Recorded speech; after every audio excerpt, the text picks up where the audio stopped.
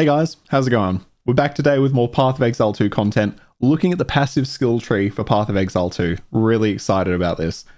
But, some disclaimers, this is something a fan put up on Reddit about a couple of weeks ago now. I was hesitant to cover it because I wasn't sure if this is something from the closed beta, if it's breaking any NDAs, but the guys on the subreddit there have been really good at taking things down if it is. So given it's still up, given we've had nothing from Grinding Gear Games, I think we're good to cover this. If you want to keep up to date with everything Path of Exile 2, news, interviews, anything that's coming up, sub to the channel. I'm always looking through that information, sifting through it and bringing you guys everything I can. So let's dive right in. And the first thing I want to cover is actually a point Talkative Try made in one of his recent videos, because I think it's really important and it really highlights everything you want to say about it. When Path of Exile 1 released, the skill tree was constantly reset. They were constantly making balance changes to it, moving nodes around, resetting people's points. Expect that to happen on the early access launch and following the early access launch on the 15th of November. This stuff is likely to change. So don't get really attached to where certain nodes are, like this bow node could always move up or down or something like that. You're not going to be able to play any builds from this anyway, because obviously we can't hover over the nodes to get any specific information. So we're kind of looking at the broad strokes today. So let's dive right in and do that. First thing we notice is obviously this is where your main classes are starting. Now we know we have 12 classes in Path of Exile 2, there's 6 nodes. That's because they're going to share points. The reason for that is their stat distributions are often kind of close. For example, in one of the interviews, which I'll link in the description as well, Jonathan talks about the Templar and the Druid being very similar from an attribute point of view, but very different from a power fantasy point of view, right?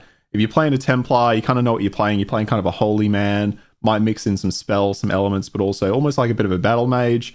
If you mix it in a druid, they're going to be shape-shifting. They're going to be using the elements, but in a different way. So they have similar attribute styles. So they're both likely to start in a similar position. And the reason they did that is because if you're going to play a druid, you don't want to have to pick a Templar character, right? Now, let's zoom out again. Taking a wide look at this, first thing you're going to notice, if you're like me, is that we have all these really specific cluster nodes around the outside. We've got a sword down here. We've got a crossbow right here. We've got a bow over to the side as well. And some of my favorite things up here. We've got a little skull. Little skull looks like a summoner. That is going to be where I go first. I don't know about you guys. Actually, let me know in the comments. What is your first kind of class going to be? I'm certainly going for a minion kind of summoner build. And up here, we've got another one that looks like a little skeleton man. So I'm really keen to run straight for these. I actually noticed these here, this lightning node and this frost node. When they first showed off dual specializations, I think these are the specific nodes they actually used. So it's interesting to see them in the same kind of place. And it looks like we have fire here as well.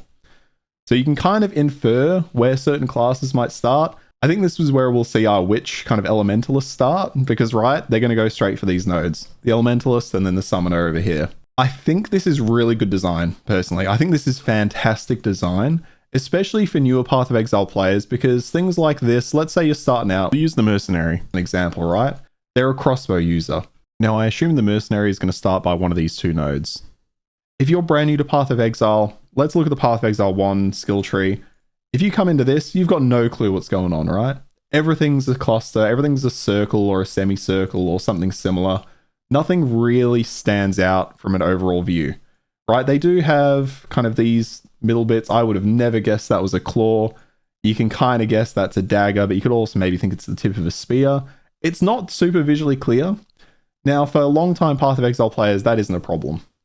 And long-time Path of Exile players coming into Path of Exile 2 aren't going to probably care all that much about the shapes of these nodes, even though they do kind of point out what they're working towards. But for a new player, if you've seen the Mercenary trailer, you're coming in and you want to play the crossbow. As soon as you zoom out, you can see it. You might have to look around a little bit because there's quite a lot going on. It is a Path of Exile 2 skill tree, but you know which direction you're heading in. And for new players, I think that's incredibly important, because let's say they start here. First thing they do is realize, oh, okay, I want to go for that node. What are they going to do then? They're going to start looking at what's happening in between, but it gives players direction, which is what Path of Exile has always struggled to do. So I'm really excited to see this skill tree leaning into that. Something else I noticed while kind of slowly moving around the tree, obviously we've got things like this, which could be a flask or a shield. Over here, let me pull this over for you.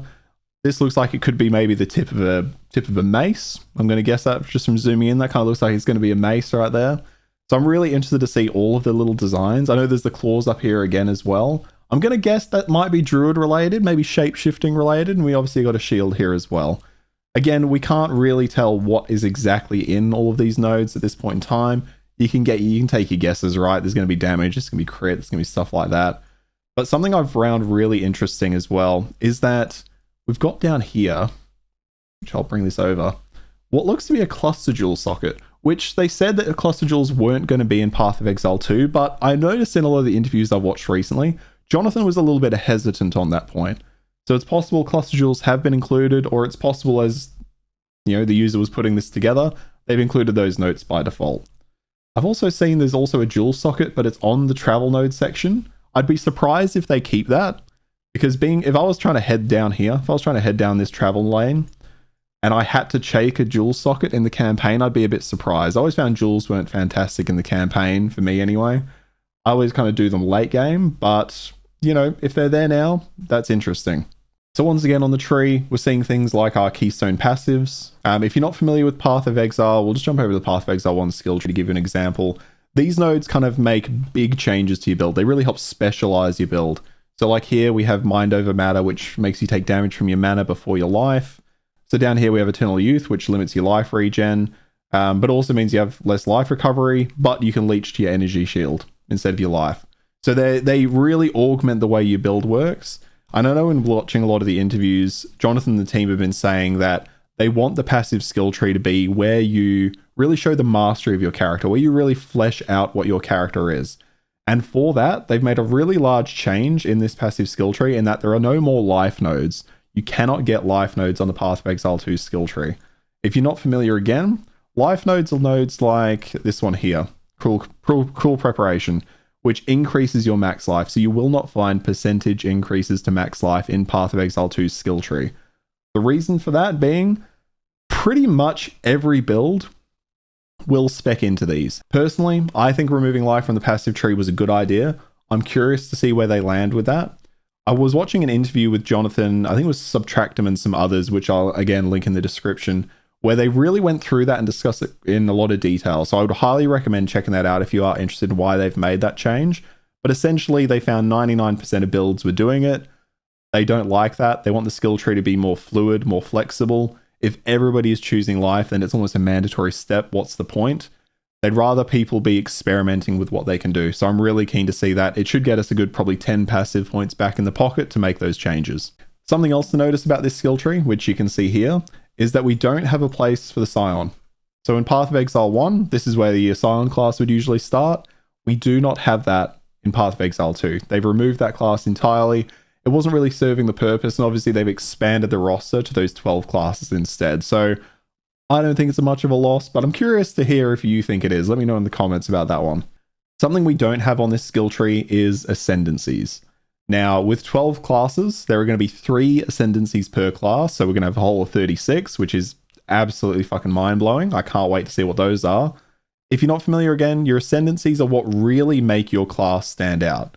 So we'll jump over to Path of Exile 1 really quick just to give you an example. The Witch here, the Witch has a few different ascendancies. This is the Elementalist.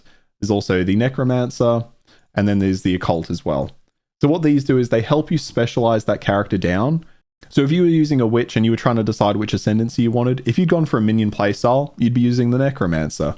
If you'd gone for more of an Elementalist one, using magic and spells and stuff like that, you'd go for the Elementalist. If you're going for more like hexes, curses, you might go the Occult. So again, Path of Exile 2 is going to have that. We don't have any information on exactly what that looks like so far. Although in an interview with Darth Microtransaction and Gazzy TV, which I'll link in the description because I like to link my sources, Jonathan did give us a little information on the ascendancies. First of all, the Labyrinth won't be back. That's Path of Exile 1 exclusive, and thank God for that. I don't want to do the Labyrinth anymore. In Path of Exile 2, you will again gain your ascendancies through the campaign.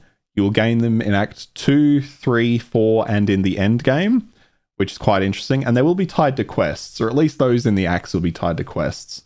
I'm really looking forward to what that's going to look like. I hope we get more information on ascendancies soon, because I am dying for it. I'm really curious what the Mercenaries' ascendancies are going to be.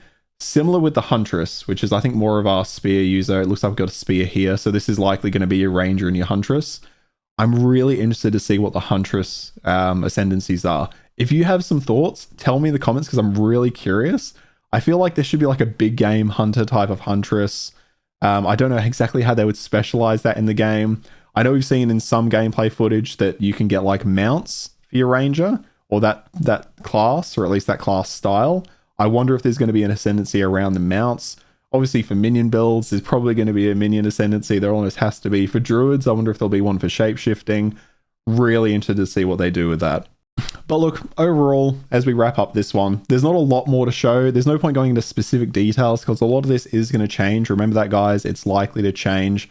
But we know from some of their previous footage, some of their previous demos and trailers, their hope is to have 1,500 passive nodes on the Path of Exile 2 skill tree. I haven't counted them. Fucking good luck to you if you want to go count them. It kind of looks like they've done that. For context, Path of Exile 1 skill tree has 1,325, so 1,325 nodes. So Path of Exile 2 is bigger, but they've also taken out the life nodes, so they've had to replace those with something. Obviously, we've got more classes, so I think we can see where they've done that. And if you watch my other videos, you know this as well, but these travel nodes now, they're no longer specific. So in Path of Exile 1, it would be, you know, intelligence, dex, or strength, and you just have to deal with what's in your path. So if you were trying to get from here to here, well, you're getting intelligence and dex. There's no other option. In Path of Exile 2, they're all white. You choose what they are. So you'll choose strength, dex, or intelligence for each one of these nodes. So if you're 10 dex behind, it's easy to catch up on where that is. All right, guys, look, as I wrap this up again, please remember it's all subject to change. It really is. None of this is likely to stay the same, but I did want to talk through some of those other points around, you know, cluster jewels. They're not supposed to be in, but Jonathan has seemed hesitant. They're on this tree, so maybe we will see them. Who knows? Be interesting to find out. But then again, ascendancies, we still don't know about that. We're still waiting on a lot of that information. But having no life on the tree, that's going to be an interesting change for builders. It obviously just gives you a little bit more freedom. That's going to be really good. Ascendancies are still to come. And this tree, it looks fantastic. I absolutely adore the look of it. I think they've done a great job. I didn't expect them to really mix it up all this much, but I'm really glad they did. I'm really glad they did. All right. As always, guys, if the video helped you out at all, if you found the information helpful, if you just want to hear more PoE2 news, like and subscribe. That's the best way to help me out. But honestly, you being here, that's kind of all I need. So I appreciate that greatly. Have a great one, guys. Let me know in the comments, what more do you want to see? What is your first build going to be? What are you racing to do? I think I'm going Summoner because I fucking love a minion build and I love what they're doing with minions. I do have a video somewhere on my channel for that. But anyway, thanks for hanging out. Have a great one, guys, and I'll see you next time. Cheers.